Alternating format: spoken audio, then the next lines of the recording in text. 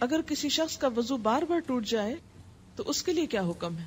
کیا وہ ہر فرض و سنت نماز کے لیے وضو الگ کرے؟ کیونکہ اکثر ایسا ہوتا ہے. دیکھیں، ایک ہے اکثر ایسا ہو جانا یا کبھی کبھار ایسا ہو جانا، تو دوبارہ وضو کرنا پڑے گا.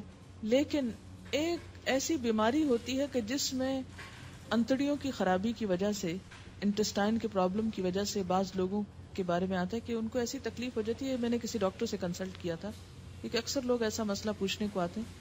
تو وہ جو ایسا پرابلم ہو، جو ایک بیماری ہو، تو اس میں اگر ایک رکعت کی دیر بھی نہیں کسی کا وضو رہتا تو اس میں کیا ہے کہ انسان، یا یہ کہ کسی کو وہم ہی لاحق رہتا ہے، تو ایک دفعہ وضو کر کے ایک نماز اس سے پڑھ لے.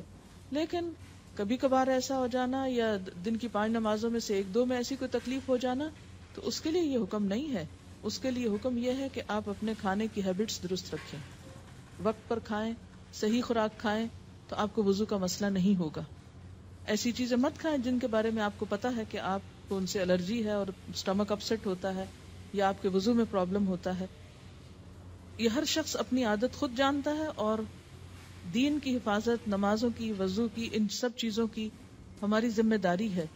عباد بن تمیم اپنے چچا سے روایت کرتے ہیں، انہوں نے رسول اللہ صلی اللہ علیہ وسلم کے سامنے ایک ایسے شخص کا حال بیان کیا جسے یہ خیال ہو جاتا تھا کہ وہ دوران نماز میں کسی چیز کو محسوس کر رہا ہے، یعنی وہم ہو جاتا تھا کہ اس کے جسم سے کچھ نکل رہا ہے.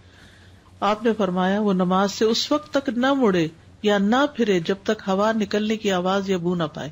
یہ وہمی انسان کے لیے. عام حالات میں انسان کو جب ہوا نکلتی ہے تو پتہ چل ہی جاتا ہے، تو وہ عام اس کو نہ لے. یعنی محض شک کی بنیاد پر یا وہم کی بنیاد پر یا جسم میں ایسے ہی کوئی سرسراہٹ ہوئی ہے اس کی بنیاد پر وہ یہ نہ سمجھے کہ اس کا وضو چلا گیا ہے جب تک کہ واضح علامت نہ ہو. اب بعض اوقات یہ 2 علامتیں بہت واضح نہیں ہو سکتی، لیکن انسان کو یہ پتہ چل جاتا ہے کہ اس کے جسم سے ہوا نکلی ہے، تو اس وقت اس کا وضو نہیں رہے گا. لیکن محض وہم کی بنیاد پر نماز نہیں توڑنی چاہیے، کیونکہ بعض لوگ وضو کر ہی نہیں پاتے، 10-10 15-15 دفعہ وضو کرتے رہتے ہیں کہ شاید ان کے جسم سے پھر کچھ نکل آیا، تو وہ صرف شیطان کا وسوسہ ہوتا ہے. اس کو اہمیت نہیں دینی چاہیے، بس ایک دفعہ صحیح طور پر وضو کر لینا چاہیے. اور اگر یہ 2 علامتیں محسوس ہوں وضو کے دوران یا پھر نماز کے دوران تو دوبارہ وضو کر لینا چاہیے. سہل بن حنیف سے روایت ہے، انہوں نے کہا مجھے مزی کی وجہ سے بہت مشقت برداشت کرنی پڑتی تھی، کیونکہ میں اس کی وجہ سے بہت کثرت سے بار بار غسل کرتا تھا. ہر دفعہ جب کوئی ایموشنل ایسا فیلنگ آئی اور اس سے جسم سے کچھ پانی نکلا تو میں پھر نہانے لگ جاتا، پھر نہاتا، تو بڑی مشکل میں تھا. تو میں نے رسول اللہ صلی اللہ علیہ وسلم سے دریافت کیا تو آپ نے فرمایا تجھے اس سے وضو کافی ہے. میں نے کہا اللہ کے رسول جو میرے کپڑے کو لگ جائے میں اس کا کیا کروں؟ فرمایا تجھے پانی کا ایک چلو کافی ہے، جہاں تیرا خیال ہے کہ وہ تیرے کپڑے کو لگ گئی ہے وہاں چلو بھر کے چھڑک دو، بس. ہر وقت استنجے کی بھی ضرورت نہیں.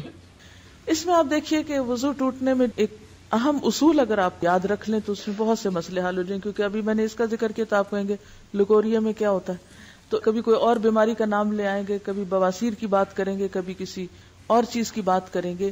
تو ایک اہم اصول ہے کہ سبیلین سے جو کچھ بھی نکلتا ہے اس سے وضو ٹوٹ جاتا ہے. سبیلین 2 راستوں کو کہتے ہیں، یعنی جو یورین کا راستہ ہے یا پخانے کا راستہ ہے اس میں سے کچھ بھی نکلے، چاہے وہ خون نکلے، چاہے وہ پانی نکلے، چاہے وہ چپکتا ہوا پانی ہو، چاہے وہ لکوریا کہیں اس کو، کوئی بھی نام آپ اس کو دیں، یا ایون ہوا خارج ہو، تو اس سے وضو ٹوٹ جاتا ہے. یہ ایک اہم ترین اصول ہے. اگر آپ کو یہ یاد رہے تو پھر ہر ایک نئے نام کے ساتھ کچھ سوال کرنے کی ضرورت پیش نہیں آئے گی. تو کچھ بھی نکلے جو جسم پر محسوس ہو تو اس کو دھو کر، یا اگر دھونے کا موقع نہ ہو تو ٹشو سے صاف کر کے. میں اس لیے موقع کی بات کر رہی ہوں کہ عام طور پہ گھر میں تو سہولت ہوتی ہے، لیکن بعض اوقات آپ سفر میں ہیں، استنجے کا موقع نہیں ہوتا، تو ایسی صورت میں ایسی خواتین جن کو مسلسل ایسا ڈسچارج ہوتا ہے وہ پیڈ یا ٹشو استعمال کر کے وضو سے پہلے اس کو ہٹا دیں اور تازہ وضو کر لیں، چاہے ان کا ویسے وضو ہو بھی. تو چونکہ سبیلین سے کچھ بھی نکلے تو وضو نہیں رہتا، اس لیے اس نجاست کو صاف کرنا بھی ضروری ہے اور اس کے ساتھ دوبارہ وضو کرنا بھی. وضو کے بغیر نماز قبول نہیں کی جاتی.